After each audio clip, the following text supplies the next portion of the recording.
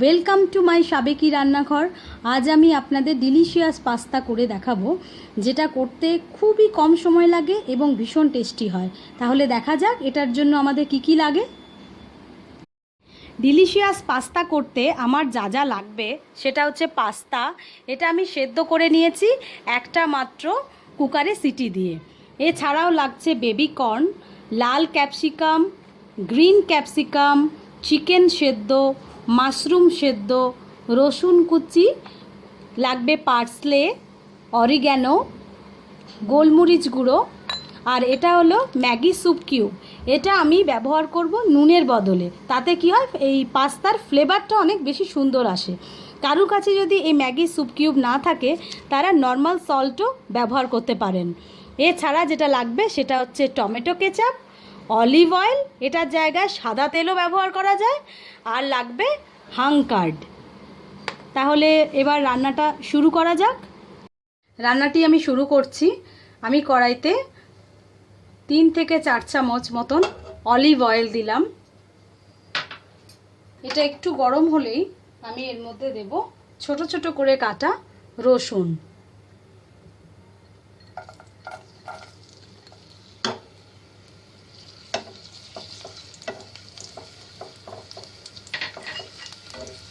এটা আমি চেষ্টা করেছি খুব সহজভাবে করার, যার জন্য আমি এটা হোয়াইট সসে রান্নাটি আমি করিনি।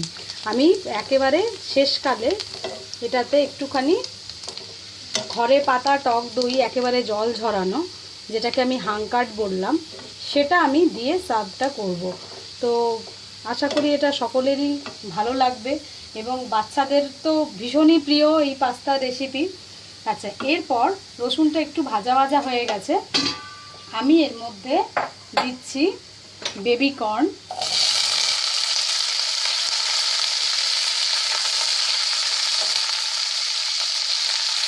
ক্যাপসিকাম,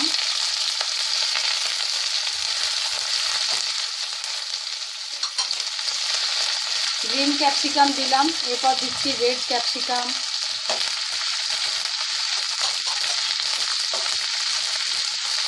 এগুলো তো খুব বেশি ভাজার দরকার হয় না, সামান্য একটুখানি নেড়েই এর মধ্যে আমি দেব মাশরুম,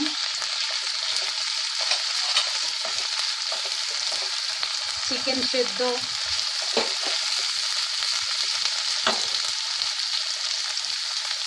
দিচ্ছি সিজনিং করলাম চিকেন স্যুপ কিউব দিয়ে,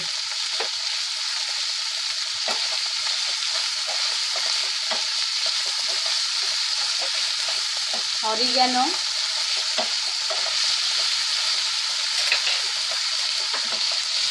পার্সলে,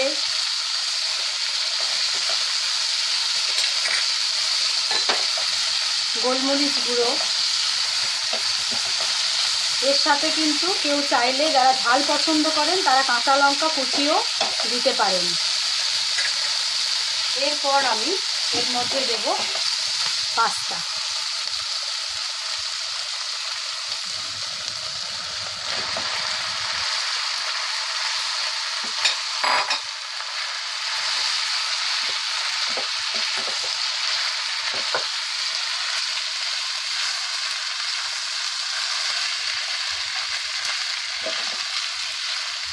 সেদ্ধ করা পাস্তা,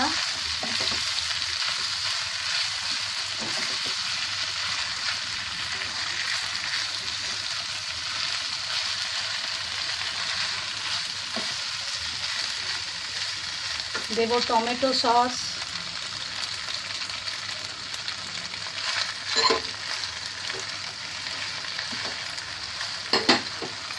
সমস্ত কিছু যদি রেডি করা থাকে, রান্নাটি করতে 5 মিনিটও লাগে না। জাস্ট তেলের মধ্যে সমস্ত কিছু একসাথে মিশিয়ে নেয়,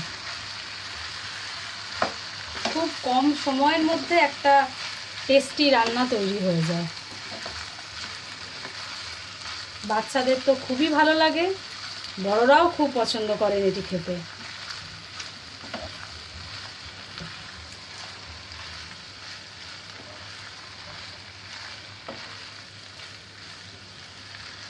এই আমার তৈরি হয়ে গেল ডিলিশিয়াস পাস্তা। আমি এবার গ্যাস অফ করছি, এরপর এটি আমি সার্ভ করব।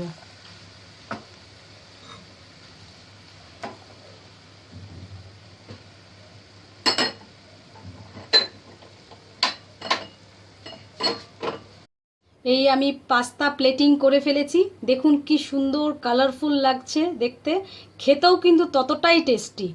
এটা যখন সার্ভ করবেন, ঠিক সার্ভ করার আগে এই টক ধরানো দই, যে জল ঝরানো টক দই যেটাকে আমি হাঙ্কার বললাম, সেটা উপরে একটু করে এইভাবে দিয়ে দেবেন।